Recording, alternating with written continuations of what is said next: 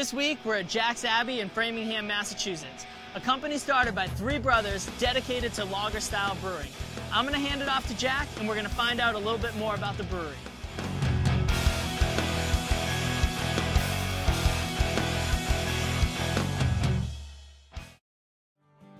Hi, my name is Jack. My two brothers and I opened Jack's Abbey back in the summer of 2011. Well, my two brothers and I got together about 4 years ago to start coming up with a business plan to open the brewery. I had been brewing for 6 years in Boston. I had gone to brewing school, and my two younger brothers had just graduated college, so the timing had come together for us to open our own business. The name of our brewery, Jack's Abbey, comes from my name, Jack, and my wife's name, Abby. So when the two of us got married a few years ago, you should probably know this, 5 years ago, I brewed a beer for the wedding, and we called the beer Jack's Abbey, and that name really stuck. So even though it's my two brothers and I who started the brewery, the name really evokes an image that we want to portray. The family theme, it's about my wife and I, and as well as kind of that monastic nod. We brew exclusively lagers, and we tend to have, well, we have 12 beers on tap today.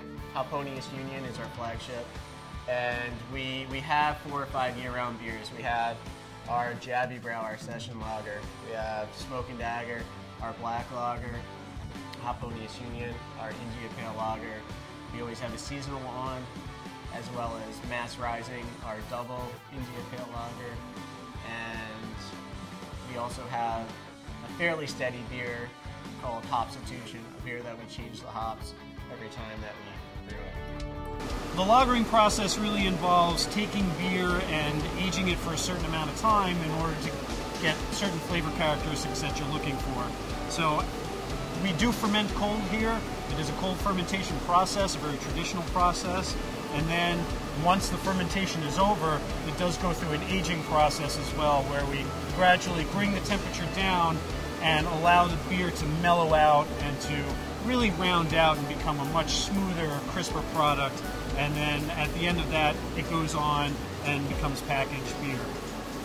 The process here, and what you see behind me here, we've got our brew house off to my left here, and that's where the actual brewing of the beer takes place. That's where the malt goes into the mash time, and the kettle is there for the boiling. But then every other vessel that you see around here are the fermenters, and we require a lot of fermenters because it's a batch process. So we've got some of our original fermenters over here. They're about 40 barrels. They're on the smaller side, but then we've got our newer ones over here that are upwards of 80 to 100 barrels, and those are our really big ones that we can brew large batches of beer into.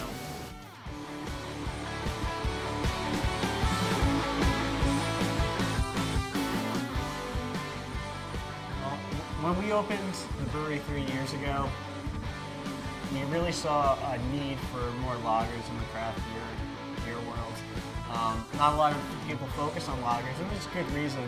Lagers take longer to make, they need more equipment, more cooling power, and really lagers, as far as the craft beer scene, have a bad reputation. Most people think of lagers as light, fizzy, yellow beer, and we really thought that we could change people's minds about what lagers are, what lagers could be, and it was a good talking point for us to engage the consumer. It's tough to tell exactly where we fit. Certainly we have a unique niche, and I think it's a niche that we're going to keep for the long term. I don't think anyone's stupid enough to only brew lagers. I mean, it takes us twice as long to make our beer than most other brewers, because most other brewers brew ales. So literally, with zero capital investment, we can produce double the amount of beer here of the same quality if we were to use ales. Instead, we focus on lagers. We produce half the amount of beer, and we're continuously having to invest more money in tanks and equipment to make that happen. So I certainly think that we'll be able to have a unique niche in this market going forward, and hopefully we are able to influence some other breweries to brew some more lagers. I mean, 3 years ago, could you find an IPL in New England? I don't want to take credit for all of that. Jack's Abbey didn't create the style, but certainly locally we're influencing a lot of people and really showing people to think outside the box and to reevaluate what a lager is. My dad hates his story, and he feels really guilty every time I tell it, but everyone loves his story. Is that I got a call in college from my father, and he tells me he sold the family business. So I had no real career aspirations besides going into the family business. So I found myself in college as a junior without any direction, not knowing what I was going to do. And the most logical industry for me at that point was the beer industry. Why not? So fortunately, we had a family connection who was able to get me an internship cleaning kegs. And just for whatever reason, I really enjoyed cleaning those kegs.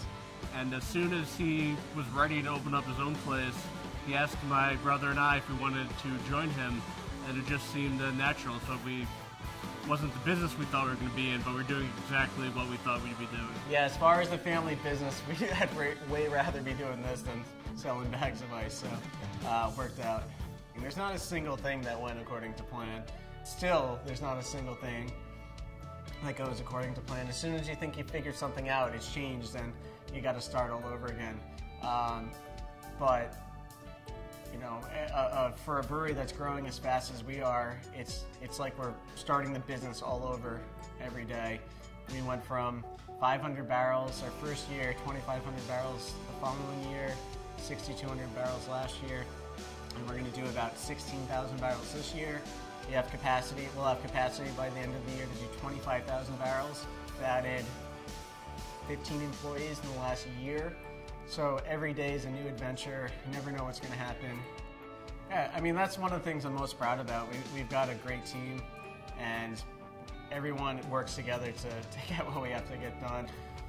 The Boston beer scene is fantastic. There's a lot of breweries who are in very similar situations to us. There's probably close to 10 breweries that opened within a year or two of us. So a lot of people are in the same boat. We'll exchange emails, we'll ask advice, and we're all kind of in it together. You know, a lot of people wonder, are all these small breweries fighting against each other? But we're all so small that we're really not fighting against each other for space. We're fighting against the much larger players that have a much larger control over the beer market. No one should monopolize an industry, and no one should monopolize market, be able to pay, you know, push other people out. It's bad for the consumer, it's bad for small business, and the more that we're helping each other out, the better it is for everyone. But the tides are changing. There's money to be made in craft beer.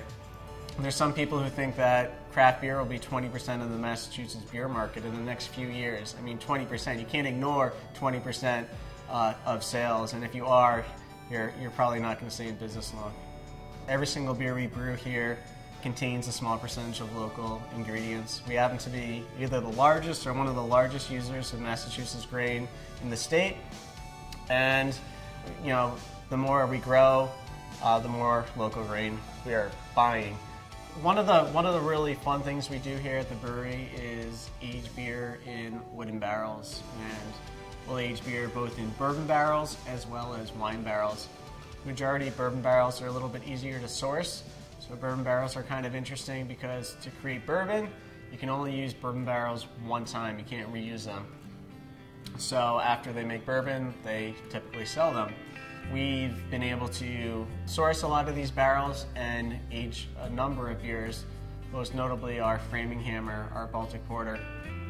And we happen to be releasing a number of varieties of our barrel-aged Framing Hammer for our 3rd anniversary coming up in the next few weeks. So we have our standard version, vanilla, coffee, our coconut and cocoa nibs, as well as our peanut butter and jelly.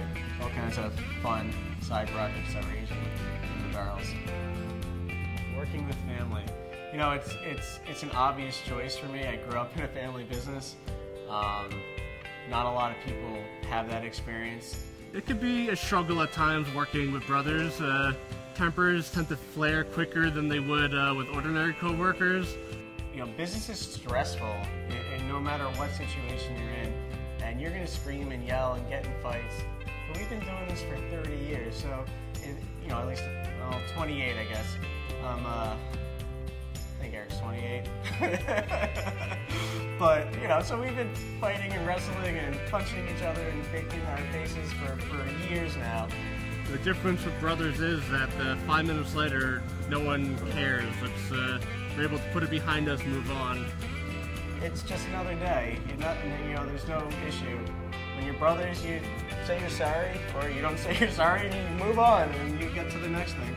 So it's great working with my brothers because you have 3 people, or 2 others, that you can rely on 100%. There's no questions about loyalty or expectations, and you know, trust is a huge thing in any business, and you know, having 2 other owners that you can trust 100% is a great thing. If you would have asked me 3 years ago, I would have said my 10-year goal would to be where we're at right now. Where's our 10-year goal from now? Probably a new brewery, probably brewing more beer, but it's too hard to tell. There's so many variables. It's really exciting to create new products, to have that experience of seasonality, to fit the moment, and a lot of drinking beer is really just a social thing. You know, it's one thing to have a beer now, but it's another to enjoy a few beers with friends and family.